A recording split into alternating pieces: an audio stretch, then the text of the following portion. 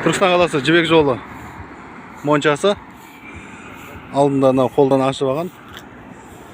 Соны қазір ақпен сырлаймыз. Жол бөлім балдар келді. Сырлайтын болады.